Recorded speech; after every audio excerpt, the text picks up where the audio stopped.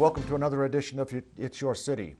I'm Bob Crowell, and I have the honor and privilege of being the mayor of the greatest city of Nevada, our very own capital, Carson City. As you know, during this, every couple of weeks, I spend a few minutes talking about what happened at the last board meeting and some other things going on around town. And I usually appear on these shows with a coat and tie on, and today I decided to take my tie off because we're nearing the 100-degree mark in the temperature out there, and by the time you see this edition, it will probably be over the 100 over the weekend. But let me talk a little bit about what happened at the last board meeting. First, the city, at the recommendation of our Open Space Committee, determined to buy the Potter Trust property. It's about 24 acres plus or minus. It's up at the near King Street where Ormsby Boulevard is. It's kind of the whole northeast part of Sea Hill there where the fire trail is. And as I said, it was the cost was $225,000. As you know, I've reported on past It's Your City presentations that the Open Space Committee and the Board of Supervisors kind of determined that we were not going to be spending any open space money for a while on land acquisitions and start using and saving our money for land maintenance issues as we acquired a lot of land. The Potter Trust property was the last, there may be one small piece later, but it was probably the last piece of property that the Open Space Committee had on its to-do list. And so after many years of talking about this, it finally came to fruition. And let me say that, you know, for those of you who walk up on Sea Hill, the property we're talking about is where the fire cut is, right on Sea Hill. You know, that's blocked off. That did belong to the Potter Trust, as well as there's a little trail going up kind of the middle of Sea Hill up into the first little saddle. That's a watershed trail of some sort. That also belonged to the Potter Trust. So if you walked on that, you were really walking on somebody else's property, but it was Pat Potter's desire that that property be kept open space for the use of generations to come. And now we can definitely say that it will be kept open space. And so enjoy, if you're up on the fire trail or on Sea Hill, enjoy what Carson City has to offer in terms of our open space, and know that you're not on somebody else's property. Also, the board passed an ordinance that allows for a different rate for haulers of construction and demolition material over 1,000 pounds to get a distinct rate. What that will do is, one, you've heard me say that in the past South Tahoe Refuse started moving its construction and demolition material to Lockwood. What that will do now is allow South Tahoe Refuse to dispose of their construction and demolition waste in our Carson landfill, which will in turn help the landfill in terms of revenue generation, which, as you probably know, the landfill is part of our general fund, and so whatever we can add to the general fund helps our community. Additionally, the construction and demolition material also helps the length of life of the landfill, because our landfill is not lined, and we're able to do that because we're able to encircle the landfill with the construction and demolition waste that precludes the movement of waste and waste detritus that comes from the landfill by having the construction and demolition material surrounding the landfill. So hopefully that's a good thing for the waste distributors. It's a good thing for Carson City's general fund. It's a good thing for our environment, and it's a good thing for the length of our landfill. So hopefully that's going to work out to the benefit of all of us. Let me also say that we had a couple of reports from our internal auditor at the last meeting. Moss Adams is our contract internal auditor, and they talked about two things. One, the creation of a hotline, and two, a fleet utilization study. Both of those were interesting studies, and let me get to the hotline first. It's about a $30,000 item to start up a hotline to report fraud, waste, and abuse. And most fraud, waste, and abuse tips most disclosures of fraud, waste, and abuse come through tips and mainly through employees. And so there will be a fraud, waste, and abuse hotline set up. And at the same time, the board it's always a question of, well, who takes the call if it's a fraud, waste, and abuse? Who takes the call? And, is that person taking the call going to report the names? And is there going to be retribution and things like that? Well, the board determined that it wants a plan developed where we can hire an outside third party, and there are a couple of them nationwide that do this as a business who can receive those fraud, waste, and abuse tips. And then once they receive them and process them, they'll be sent to our internal auditor for processing and then sent to the appropriate department in the city. If it's a criminal matter, it'll go to the sheriff's office. If it's a civil matter, it'll go to the district attorney's office. If it's a labor-related matter, it'll go to human resources and things like that. And so in about a month, we'll be getting a report back on the particulars of how that system can be set up and how we're going to do it. And we'll see where that goes. I mean, the board, I think, wanted to try that for a year. The estimate of our internal auditor, based on history throughout the United States, is that communities of our size generally have 1 to 2 phone calls a month. Not all of those relate to fraud, waste, and abuse, and I certainly don't want to tell you that I believe there's fraud, waste, and abuse going on now, but it's worthwhile to take a look and see what happens if we do this. And so I voted for that, and I think that's a good thing to do. We'll see how it plays out in the year to come. At the same time, the internal auditor talked about a fleet study, which takes a look at how the vehicles we have, or the cop car, the cop cars, the police, the fire engines, all of our public works cars, all of our city-owned vehicles are right now maintained at our corporate yard. If they're warranty work, they go back to the dealer that sold it or the company that sold it to us. And so the question is, are we doing everything we can to gain every efficiency we should be getting out of our vehicles? Are we maintaining them correctly? Are they being used correctly? Are they correctly assigned? And things of that nature. And what the study really showed is that we are probably low on mechanics, which means they showed that we had a wrenching time of 49%.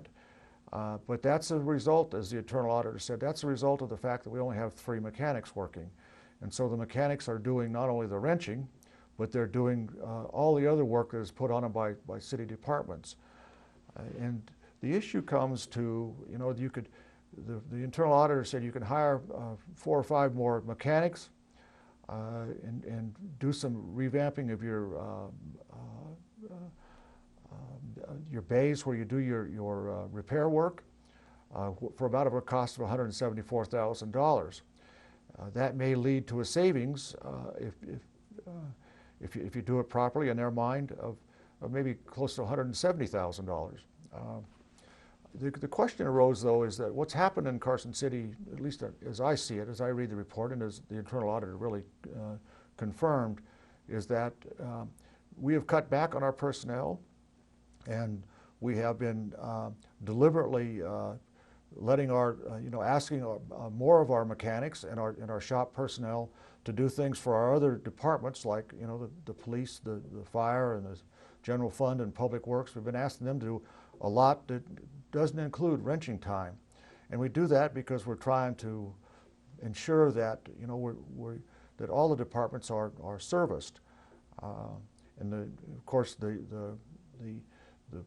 internal auditor said, if you're really going to do it on a cost-effective way, you ought to set a rate which would be higher than what we're charging our departments now, and go forward a rate for our mechanics time. The problem, and then it was raised by our city manager and others, and confirmed by the internal auditor, is that there's really no guarantee that if you kind of hire additional mechanics that you're going to gain those savings, although there's a likelihood that we might. But on the other hand, the cost to other departments would probably increase, because right now they're getting the benefit of people who are being cross-utilized, for lack of a better word, to help operate their departments. And so if you did it strictly on a fleet utilization basis, a fleet study basis like they do in the larger cities, the cost of those other departments is going to go up.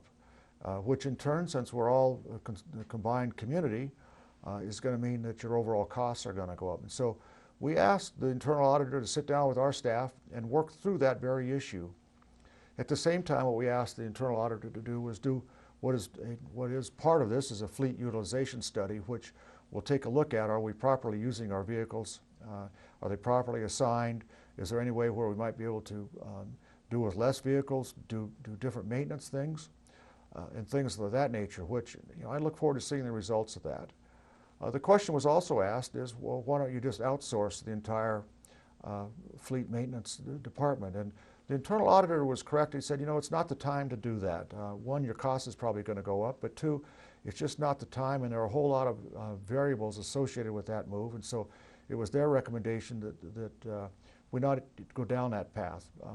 But I want you to know that when we look at these things, we put everything on. At least I hope we try and put everything on the table to analyze everything. So we'll see where the fleet utilization study comes back. That'll probably be in about 2 months, so, or maybe probably longer than that. Let me also conclude by talking a little bit about the water and sewer rates. I know probably a number of you went to the Sierra Forum and heard about the water and sewer rates, and I certainly don't mean to get into a great deal of detail here today with this communication, but our community has been faced, in the past few years here with some difficult choices. First, it came with water, where the choice was, build an arsenic and uranium treatment plant to the tune of $40 million plus, together with about a $2 million annual operating cost, to make sure our water met the federal safe drinking water standards. In lieu of doing that, we decided that we would enter into the a construction project with Douglas County and Lyon County, primarily Douglas County, where we would move water from Douglas County into Carson City, where we could blend good water with our tainted water, for lack of a better word. Not all of it's tainted, I don't mean to say that. But, and so we do that, we could avoid the cost of creating another treatment plant. Well, that's about a $32 million project, and that's just about, it's complete. But that was a difficult choice to make, because you really have no alternative but to comply with the Safe Drinking Water Act, unless you want to face stiff fines. And as we heard when we were talking about this, some of us even might go to jail if we willingly flaunt the requirements of the Safe Drinking Water Act.